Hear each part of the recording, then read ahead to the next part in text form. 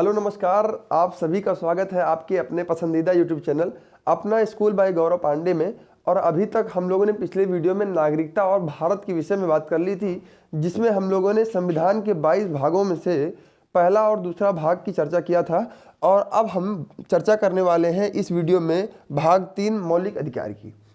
क्या होते हैं मौलिक अधिकार? तो मौलिक अधिकारों को ही नैसर्गिक अधिकार कहते हैं, क्योंकि ये जो है हमें जन्म से ही प्राप्त हो जाते हैं, तो इन्हें इसी नाते नैसर्गिक अधिकार कहते हैं। अगर हम बात करें भारत के संविधान की, तो भारत का संविधान कई सारे देशों के संविधान से मिलकर बना हुआ है।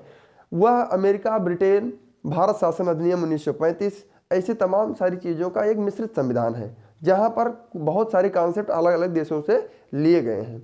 तो हमारा जो ये मूल अधिकार का कॉन्सेप्ट है, यह लिया गया है यूएसए के संविधान से, अमेरिका के संविधान से हम लोगों ने मौलिक अधिकार का कॉन्सेप्ट लिया है।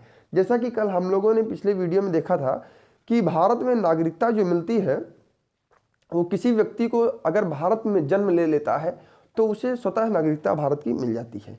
जब उस बच्चे को भारत की नागरिकता स्वतः मिलती है, जन्म से ही मिलती है, उसी समय उसे कुछ अधिकार प्राप्त हो जाते हैं भारत में, जिसे हम मूल अधिकार कहते हैं या इन्हीं को मौलिक अधिकार कहते हैं, चूँकि ये जन्म से मिलते हैं। मौलिक अधिकार की बात करें तो इसमें अनुच्छेद आर्टिकल 12 से 35 तक हम लोग भाग 3 में पढ़ेंगे, जहाँ पर हम देखेंगे कि भारत के व्यक्तियों के पास कौन कौन से अधिकार हैं, कहाँ कहाँ पर व्यक्ति हर जगह बराबर है, हमारे यहाँ कितने प्रकार की स्वतंत्रताएं हैं। यह सब चीज़ें हम लोग इस भाग में डिस्कस करने वाले हैं, और यह कंपटीशन के पॉइंट ऑफ व्यू से बहुत ही ज़्यादा इंपॉर्टेंट वीडियो है। तो आइए देखते हैं अनुच्छेद 12 क्या कहता है। अनुच्छेद 12 को समझने के पहले हम ये समझ लें कि अनुच्छेद 12 को समझने पहले हम समझते हैं कि ये मौलिक अधिकार कहता क्या है।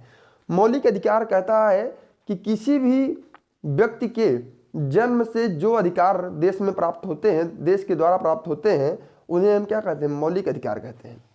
तो अनुच्छेद 12 में है मौलिक अधिकारों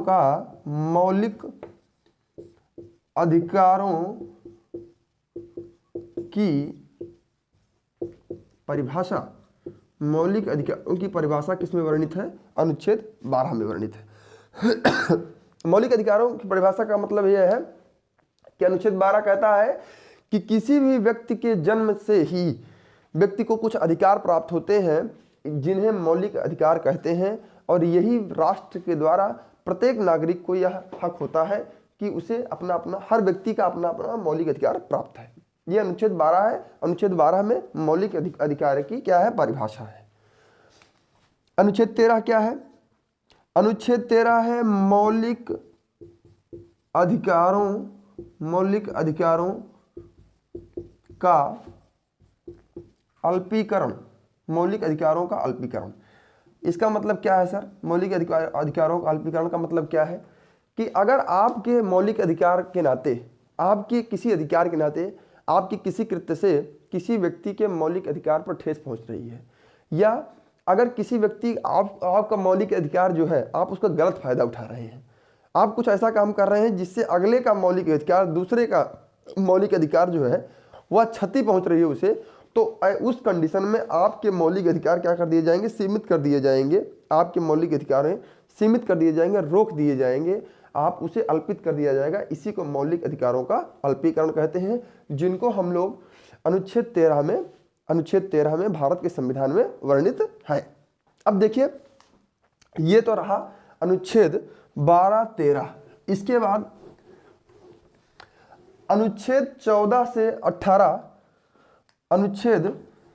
आर्टिकल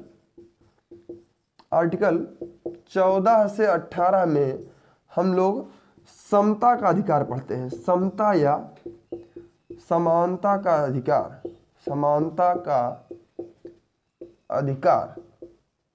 समता और समानता का अधिकार, जिसमें हम लोग कौन कौन सा अनुच्छेद पढ़ेंगे? अनुच्छेद 14 से लेकर अनुच्छेद 18 तक। तो चलिए समझते हैं पहले कि अनुच्छेद 14 क्या कहता है। अनुच्छेद 14 क्या कहता है, इसको समझने से पहले हम ये समझते हैं कि क्या देश में कोई सबसे बड़ा है?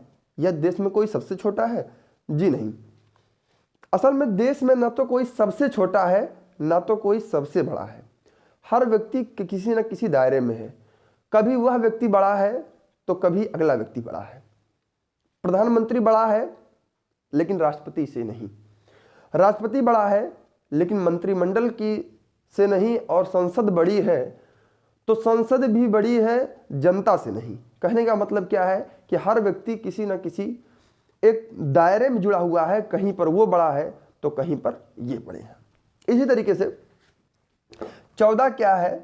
14 ये कहता है विधि के समक्ष समता का अधिकार। विधि के समक्ष समता का अधिकार। विधि के समक्ष समता का अधिकार का मतलब क्या है कि जब हम कानून की बात करेंगे, जब हम यह बात करेंगे कि कानून के चश्मे से अगर हम देखें पूरी जनता को, तो उसमें कौन सा बड़ा है, तो उसमें हमारे पास कोई बड़ा कोई छोटा नहीं है।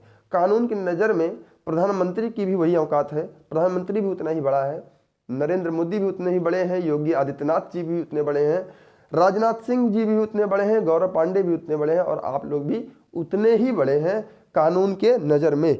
मतलब विधि के समक्ष समता का अधिकार, मतलब विधि के सामने, कानून के सामने भारत का प्रत्येक व्यक्ति, भारत का प्रत्येक नागरिक सब समान है। इस कॉन्सेप्ट को लिया गया है ब्रिटेन के संविधान से।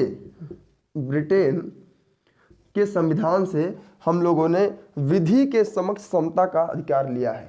आपके एसएससी CHSL 2017 यह सवाल पूछा गया था कि अनुच्छेद 14 में वर्णित विधि के समक्ष समता का अधिकार किस देश के संविधान से लिया गया है?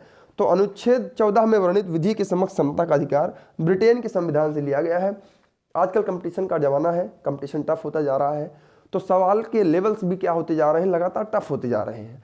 हमें अब ये नहीं पूछता है कि विधि के समक्ष समता का अधिकार किस अनुच्छेद में वर्णित है, क्योंकि ये तो सब बच्चे पढ़ के जाते हैं। तो सिलेक्शन किसका होगा? जो ये पढ़ के जाएगा कि विधि के समक्ष समता का अधिकार किस देश से लिया गया है। ये थोड़ा सा माइन्यूट पॉइंट है। चलिए, ये तो बात हो गई। चलिए भाई, विधि के समक्ष समता का अधिकार हमारे पास।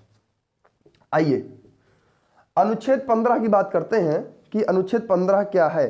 तो अनुच्छेद 15 क्या, अगर हम समझें तो अगर हम किसी जात के हैं, किसी धर्म के हैं, कोई भी हमारा लिंग है, कोई व्यक्ति मेल है, कोई व्यक्ति फीमेल है, कोई व्यक्ति ट्रांसजेंडर है, कोई व्यक्ति ब्राह्मण है, कोई व्यक्ति शूद्र है, कोई व्यक्ति क्षत्रिय है, कोई हिंदू है, कोई मुसलमान है, कोई कुछ भी है, किसी व्यक्ति के जाति धर्म लिंग के आधार पर उसके साथ कोई भेदभाव नहीं किया जाएगा। यह अनुच्छेद 15 कहता है।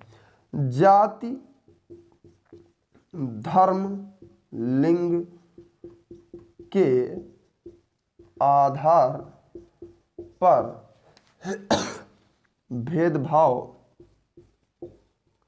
नहीं किया जा सकता, नहीं किया जा सकता, नहीं किया जा सकता। जाति धर्म और लिंग के आधार पर के भेदभाव हम नहीं कर सकते हैं। कोई व्यक्ति किसी भी जात, किसी भी धर्म, किसी भी लिंग का हो, उसके लिए समान अवसर है।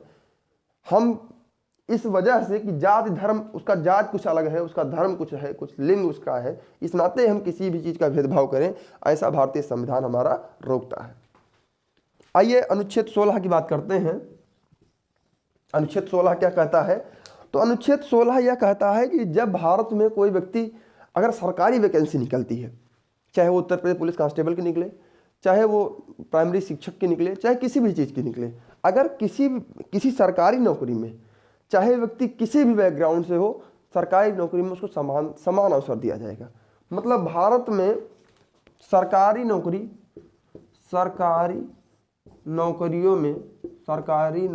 में समान अवसर। कोई भी व्यक्ति किसी भी, चाहे कितना गरीब हो, चाहे कितना अमीर हो, हर व्यक्ति को समान का अवसर है। हर व्यक्ति को सरकारी नौकरी पाने की छूट है और हर व्यक्ति जो है क्या नाम है, जो है हर व्यक्ति जो है सरकारी नौकरी में क्या है, हर व्यक्ति को सरकारी नौकरी पाने की छूट है, उसको बराबर का अवसर है। अनुच्छेद 16 तक हम लोगों ने समझ लिया है कि सरकारी नौकरियों में समानता किस प्रकार से भारत के संविधान में वर्णित है। और अब हम बात करेंगे अनुच्छेद 17 की। अनुच्छेद 17 क्या है कि अगर आप किसी भी जाति से हो, आपकी में कुछ भी हो, चाहे हम ब्राह्मण हो, अब क्षत्रिय हो, कोई ठाकुर हो, कोई यादव हो, कोई बनिया हो, कोई लाला हो, कुछ भी हो। छुआछूत हम के आधार पर हम लोग ये नहीं कह सकते हैं कि आपने गिलास छू दिया है, हम पानी नहीं पिएंगे, हम पंडित जी हैं, हम ये नहीं कह सकते हैं। तो भारत का संविधान क्या कहता है? तो भारत का संविधान अनुच्छेद 17 यह कहता है कि छुआछूत का अंत, छुआछूत का अंत किस में बताया गया है? यह अनुच्छेद 17 में बताया गया है कि किसी व्यक्ति को आप यह नहीं कह सकते हैं कि तुम्हारा छुआ हुआ नल है भैया, हम पानी नहीं पिएंगे। पंडित जी है ना, कहते हैं ना कि हम तो आपका छुआ नल है, मैं पानी नहीं पीऊंगा, मत पियो। लेकिन भारत का संविधान कभी ये नहीं कहता कि आप किसी के साथ छुआछूत में भेदभाव करिए। एक बार थम्स अप कर दीजिए, भारत माता की जय कह सकते हैं। तो छुआछूत का अंत है। और 18 में है उपाधियों का अंत, उपाधियों का अंत, उपाधियों का अंत। उपाधियों का अंत का मतलब क्या है? जैसे कुछ उपाधियां ऐसी होती हैं जिससे नाम में हमारे आगे कुछ लग जाता है। जैसे ब्रिटेन का है नाइटहुड सम्मान, ब्रिटेन का नाइटहुड सम्मान जिसे मिलता है उसके नाम के आगे सर लग जाता है, सर। जैसे अगर हमें ब्रिटेन का नाइटहुड सम्मान मिल जाए तो हमारा नाम क्या हो जाएगा? सर गौरव पांडे, सर लग जाएगा।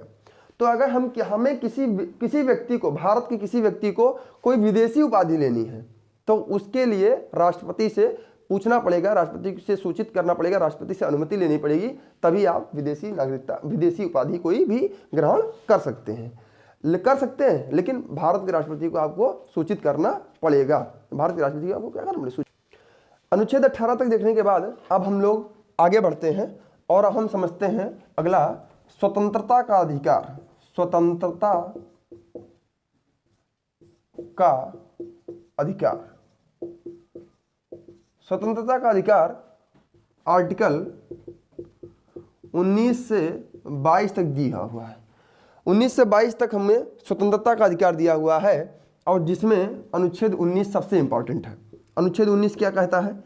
तो अनुच्छेद 19 में 7 प्रकार की स्वतंत्रताएं हमें दी हुई थी, 7 प्रकार की स्वतंत्रताएं दी हुई थी। लेकिन अगर आज आ गया कि आपके पास कितने प्रकार की स्वतंत्रताएं हैं तो सर आप कहोगे कि आपके पास 6 प्रकार की स्वतंत्रताएं हैं। क्यों कहोगे आप 6 प्रकार की? चूंकि 44वां संविधान संशोधन 1978 के तहत हम लोगों ने संपत्ति के अधिकार को मौलिक अधिकार से हटाकर उसे 300 का अनुच्छेद में अब मौलिक अधिकार से हटाकर कानूनी अधिकार कर दिया है। तो ध्यान दीजिएगा, पहले हमारे पास 7 प्रकार की स्वतंत्रताएं थीं, अब हमारे पास सिर्फ 6 प्रकार की स्वतंत्रताएं रह गई हैं। तो आइए समझते हैं कि कौन कौन सी प्रकार की स्वतंत्रताएं हैं हमारे पास। तो पहला क्या है? पहला बहुत इंपॉर्टेंट है। पहले में कई प्रकार की स्वतंत्रताएं हैं। कौन कौन सी? अभिव्यक्ति की स्वतंत्रता है, हमें अभिव्यक्ति की स्वतंत्रता है। और किस चीज की है? बोलने की स्वतंत्रता। इसी के अंतर्गत राइट टू इंफॉर्मेशन RTI है। इसी में है प्रेस की स्वतंत्रता, SSC CHSL, SSC CGL। 2005 का सवाल है, प्रेस की स्वतंत्रता किसमें वर्णित है? तो अभिव्यक्ति की स्वतंत्रता हम लोग पढ़ने जाते हैं, बोलने की स्वतंत्रता पढ़ने जाते हैं, लेकिन वहाँ टीचर क्या करेगा? फंसा देगा आपको। आप क्या पूछेगा? क्योंकि ये तो सब पढ़ के जाते हैं, कुछ स्पेशल पढ़ोगे तभी तो आपसे कुछ सीखोगे। तो हमारा काम क्या है? आपको कुछ स्पेशल सिखाना। तो ये क्या है? प्रेस की स्वतंत्रता। प्रेस की स्वतंत्रता किसमें वर्णित है? एक बार बोलिएगा, प्रेस की स्वतंत्रता किसमें वर्णित है? बोलने की स्वतंत्रता किसमें वर्णित है? RTI किसमें है? अभिव्यक्ति की स्वतंत्रता किसमें है? ये सभी प्रकार की स्वतंत्रता। हाँ, झंडा लहराने की स्वतंत्रता किसमें है? झंडा लहराने की,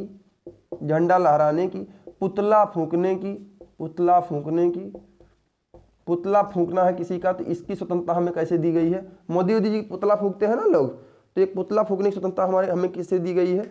तो पुतला फूंकने की, झंडा लहराने की, प्रेस की स्वतंत्रता, व्यक्ति की स्वतंत्रता, बोलने की स्वतंत्रता, RTI, यह सब कुछ जो है 19 के काम में दिया हुआ है। ये सबसे इंपॉर्टेंट है। एक बार इसका टाइम ड्यूरेशन नोट कर लीजिए और एक बार चाहे आप शॉर्ट्स के रूप में चाहे इसका नोट बना के, लेकिन इस चीज़ को आपको जरूर पता होना चाहिए, ये बहुत इंपॉर्टेंट है। आइए इसमें दूसरा देखते क्या है। दूसरा ये है कि हम बिना हथियार, हमें एकत्र होने की स्वतंत्रता है। बिना अधिकार, बिना हथियार एकत्र होने की स्वतंत्रता है। एकत्र होने की स्वतंत्रता है। कि ऐसा नहीं है कि आपने मम्मी पापा मामा मामी सबको बुलाया, कहा लाठी बल्लम चक्कू लेकर वहाँ कार्बाइन लेकर आ जाओ मेरे घर पे पार्टी है, तो क्या आप ऐसे पार्टी मना सकते हो? नहीं, भारत में आप ऐसे नहीं एकत्र हो सकते हो। भारत में आप एकत्र हो सकते हो बिना हथियार लिए, आप एकत्र हो सकते हो, लेकिन धारा 144 जब लागू हो जाती है तब आपका ये मौलिक अधिकार क्या कर दिया जाता है? सीमित कर दिया जाता है। तब आप इतना लोग एक साथ जो है नहीं हो सकते हो। तो कहने का मतलब क्या है कि बिना हथियार आप एकत्र होने की हमें स्वतंत्रता है। तीसरा क्या है हमारे पास, क्या स्वतंत्रताएं हैं? संगठन बनाने की स्वतंत्रता है। संगठन बनाने की स्वतंत्रता है हमें। संगठन बनाने की स्वतंत्रता है। हम चाहें तो कोई भी संगठन बना सकते हैं। जैसे जनसंघ बना, जनसंघ का नाम जनता पार्टी हुआ, जनता पार्टी का नाम भारतीय जनता पार्टी हुआ।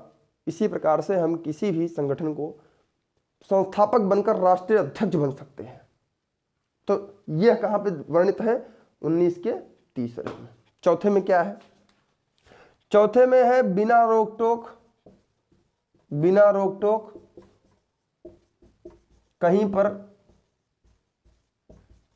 घूमने की स्वतंत्रता। बिना रोक टोक कहीं पे घूमने, अगर हम कहीं पे भी घूमें, कहीं पे भी जाएं, कोई दुनिया का कोई व्यक्ति है नहीं है जो हमें ये कह दे कि भैया आप क्यों घूम रहे हो। कोई नहीं कह सकता ऐसा। अगर आपकी जेब में पैसा है तो आपको यह कोई नहीं कह सकता है कि आप क्यों घूम रहे हो। कहीं पे भी आपको घूमने का पूरा हक है। पूरा हक है। पूरा हमें इसका हक है। पांचवी स्वतंत्रता क्या है? तो पांचवी स्वतंत्रता है कि हमारे पास अगर जेब में पैसे हैं, हमारी जेब में ऐसे मनी बैंक ऐसे लगा है ना, क्रेडिट कार्ड में पूरा पैसा पड़ा हुआ है, तो भारत में किसी भी स्थान पर हमें बसने की स्वतंत्रता है। हम कहीं पर भी जमीन लेकर ऐसे बंगला बना सकते हैं, ऐसे बोरा बिछा के सो सकते हैं। तो कह सकते हैं कि अनुच्छेद 19 का 5 क्या कहता है? हमें भारत में कहीं पर भी बसने की स्वतंत्रता है। अगर हमारे पास पैसा है तो हम कहीं पे भी भारत के किसी भी भूभाग में आराम से क्या कर सकते हैं? बस सकते हैं, रह सकते हैं। कह रहे छठवीं क्या है भैया? अब छठवां तो हटा दिया गया है। छठवां भी मैंने पहले ही बताया कि छठवें को हटा दिया गया है। कौन सा संविधान संशोधन? 44वां संविधान संशोधन 1978 के तहत। 1978 से इस छठवें अधिकार को, मौलिक अधिकार को हटाकर अब इसे कानूनी अधिकार का दर्जा दे दिया गया है। ये क्या था? ये था संपत्ति का अधिकार। संपत्ति का अधिकार, इसको संपत्ति का अधिकार था, अब ये संपत्ति का अधिकार नहीं रहा है। अब इसको यहाँ से हटाकर हम लोगों ने कहा कर दिया है 300 का में कर दिया है, और इसको अब मूल अधिकार से हटाकर कानूनी अधिकार बना दिया है। कानूनी अधिकार। पहले हमें क्या था? पहले क्या अधिकार था कि हम चाहें तो जितना पैसा अपने घर में कैश रख सकते हैं, चाहे जितना मेरा मन करे, लेकिन अब यह नहीं रह गया है। अब हम क्या कर सकते हैं? पैसा रखने के अभी भी कोई दिक्कत नहीं, पैसा आप कितना भी रखो, लेकिन भारत सरकार को अब टैक्स देना पड़ेगा। टैक्स देकर आप कितना ही पैसा रख सकते हो। अभी देखिए जल्दी में ही ना स्कूटर वाले चावला साहब पीयूष, तो वो उन्होंने क्या किया था? खूब पैसा रखा था अपने, सारा पैसा क्या कर दिया? ईडी ने जब्त कर लिया। तो आयकर विभाग इसी नाते लाया भी गया कि संपत्ति के अधिकार को हम लोगों ने यहाँ से हटा दिया और उसको 300 का में कर दिया, और आयकर की जो है हम लोगों ने आयकर एक विभाग स्थापित कर दिया, ताकि भैया जो पैसा वैसा चोरी करते हो ना, माल भरे हो ढेर सारा, वो क्या कर दिया जाए? जब्त कर लिया जाए। जो भी पैसा ब्लैक मनी है, ब्लैक मनी का मतलब काला धन नहीं, काला धन और काले रंग का नहीं होता, ऐसा पैसा जिस पर भारत सरकार को टैक्स ना दिया जाता हो, वो सब काला पैसा है। और हमें अपने देश के नाते, हमें अपने अच्छे नागरिक के नाते जरूर हमें टैक्स चुकाना चाहिए। तो छठवां अधिकार तो भैया यही हो गया, संपत्ति का अधिकार, जिसको हटा दिया गया अब। और सातवें का अधिकार, अंतिम अधिकार है, हम क्या है कि व्यवसाय करने की स्वतंत्रता है। व्यवसाय करने की स्वतंत्रता हमें मिली हुई है कि हमारा भैया जो मन करेगा वो धंधा करेंगे। तो क्या हम तोप बनाने लगे? क्या हम अफीम की खेती करेंगे?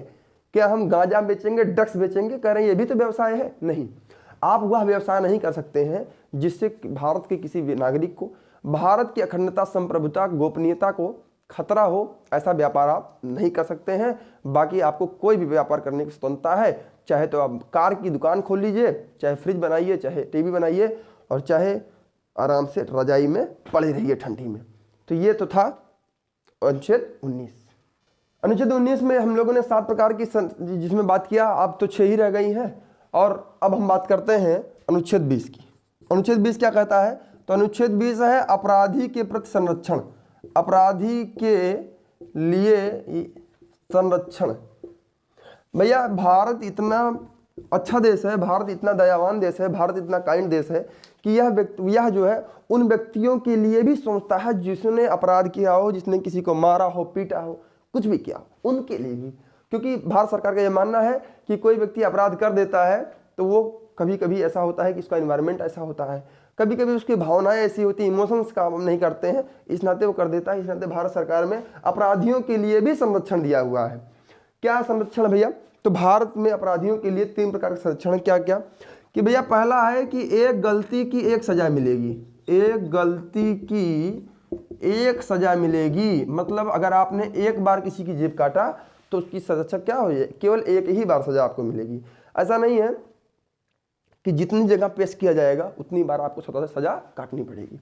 एक गलती के लिए सिर्फ एक सजा, ये है। दूसरा क्या है? एक गलती के लिए तो एक सजा मिल गई, चलिए भाई ठीक है। अब दूसरा क्या है? तो दूसरा क्या है? एक गलती के लिए, अपराधी के लिए एक सजा है। हाँ, जिस समय अपराध हुआ, जिस समय अपराध हुआ सजा भी उसी अनुसार, सजा उसी समय के अनुसार मिलेगी, उसी समय के अनुसार मिलेगी। मतलब जैसे क्या मतलब है इसका भैया?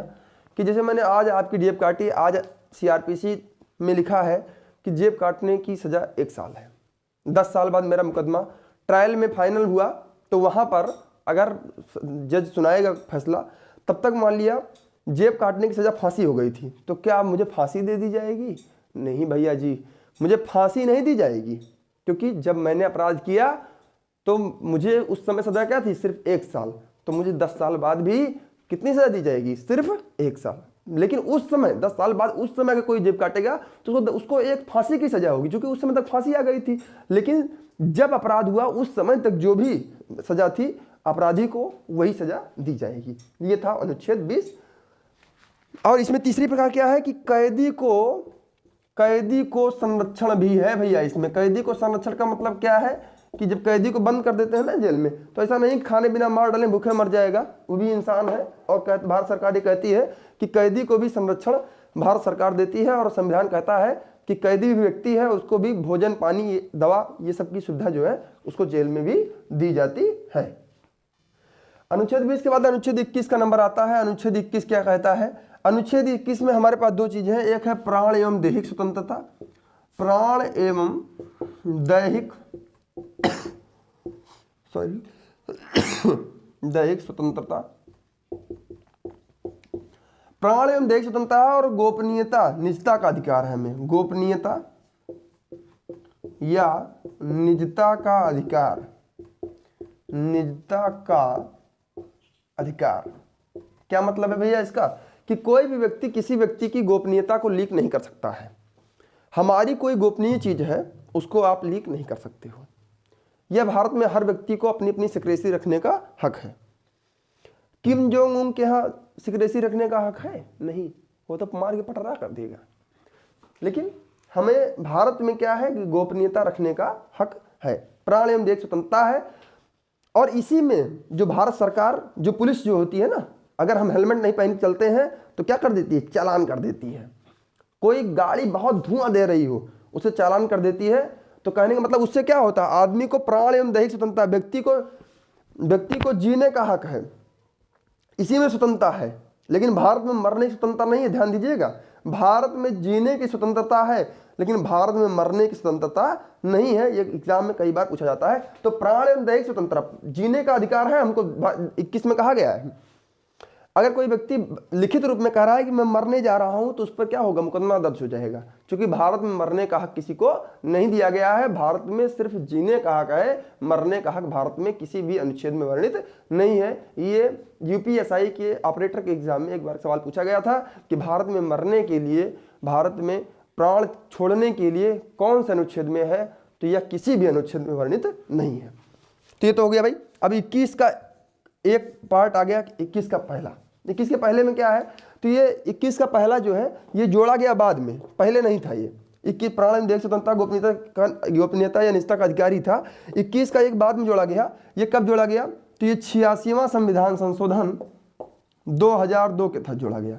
86वां संविधान संशोधन 2002 के तहत जोड़ा गया। 21 का ये क्या कहा कि 6 से 14 साल के बच्चे को, 6 से 14 साल के बच्चे को निःशुल्क शिक्षा, निःशुल्क शिक्षा मतलब कोई बच्चा अगर 6 से 14 साल का है तो उसको पढ़ाने का खर्चा जो है वो फ्री रहेगा। सरकार में सर्व शिक्षा अभियान के तहत जो है सब पढ़ें सब बढ़ें की इसी ना तो वहाँ से शुरुआत किया। और उन्होंने जो कहा कि भैया 21 के ए में 2002 से ये नियम आ गया 86वां संविधान संशोधन से कम 6 से 14 साल के बच्चे के लिए शिक्षा निःशुल्क कर दी गई कि कम से कम वो पूरी अपनी शिक्षा इतना तक पूरी करे। तो ये था हमारा अभी तक अनुच्छेद 22 तक हम लोगों ने बात कर लिया। अभी भाग 3 में मौलिक अधिकार में तो हमें बात करना है, हमें बात करना था 12 से लेकर 35 तक, लेकिन कुछ टेक्निकल इश्यू के कारण हम लोग यहीं पे इसको रोकते हैं। 21 अनुच्छेद तक हम लोगों ने बात कर ली है। इसके बाद 22 से लेकर 35 तक अगले वीडियो में बात करेंगे। लेकिन मैं ये कहना चाहता हूँ जो आप तैयारी कर रहे हैं, जो लोग तैयारी कर रहे हैं उनसे मैं एक बात कहना चाहता हूँ कि दुख से न घबराना पंछी, ये जग दुख का मेला है, और यूं तो भीड़ बहुत जंगल में, उड़ना तुझे अकेला है। कहने का मतलब मेरा क्या है कि कभी भी आप जब तक तैयारी कर रहे हो तब तक आप अकेले हो, लेकिन जिस दिन आपका सिलेक्शन हो जाएगा उस दिन देश के लोग सब आ जाएंगे कि मुझे लग ही रहा था कि ये क्या है, ये तो भगवान का अवतार है। तो कहने का मतलब है कि साइलेंटली मेहनत करते रहिए और मेरे चैनल पे ऐसे ही प्यार बनाते रहिए। तब तक के लिए धन्यवाद। मैं गौरव पांडे आपसे विदा लेता हूँ। जय हिंद।